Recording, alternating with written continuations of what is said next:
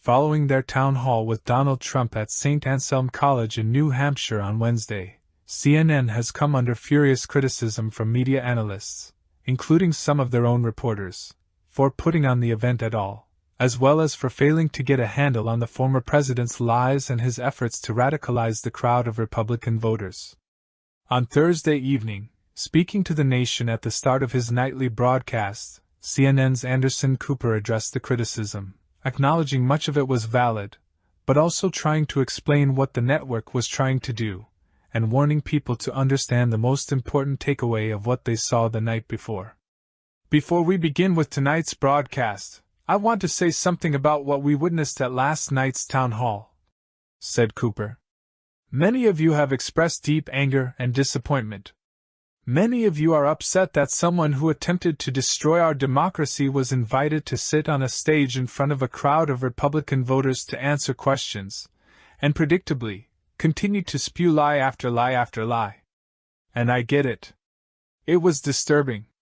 It was disturbing to see and hear that person refer to a black law enforcement officer as a thug, an adjective he used many times to describe black men, and call Caitlin Collins, the moderator, nasty, which is what he calls any woman who stands up to him.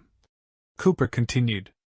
It was disturbing to hear him speak too highly of QAnon conspirators who assaulted officers on January 6th. And it was awful to hear him spread lies about the election. And young and old, fellow citizens, people who love their kids and go to church, laugh and applaud his lies and his continued defamation of a woman who, according to a jury of his peers, he sexually abused and defamed. As good a job as Caitlin Collins did trying to fact-check him, it is impossible to fact-check fully because he lies so shamelessly. Now many of you think CNN shouldn't have given him any platform to speak, said Cooper. And I understand the anger about that, giving him the audience the time. I get that. But this is what I also think. The man you heard from last night, that man is the frontrunner for the Republican nomination for president. And according to polling, no other Republican is even close. That man you were so upset to hear from last night, he may be president of the United States in less than 2 years. And that audience that upset you, that's a sampling of about half the country. They are your family members, your neighbors, and they are voting. And many said they're voting for him.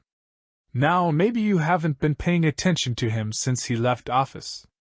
Maybe you've been enjoying not hearing from him, thinking it can happen again, some investigation is going to stop him. Well, it hasn't so far.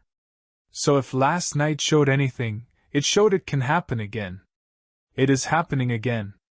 He hasn't changed, and he is running hard. You have every right to be outraged today, and angry, and never watch this network again, Cooper added. But do you think staying in your silo and only listening to people you agree with is going to make that person go away?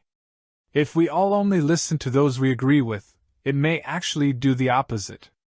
If lies are allowed to go unchecked, as imperfect as our ability to check them is on a stage in real time, those lies continue, and those lies spread. If you're angry or upset, I understand, but you have the power to do something about it. You can actually get involved. You can make a difference, whatever side of the aisle you're on. After last night, none of us can say, I didn't know what's out there, I didn't know what's coming.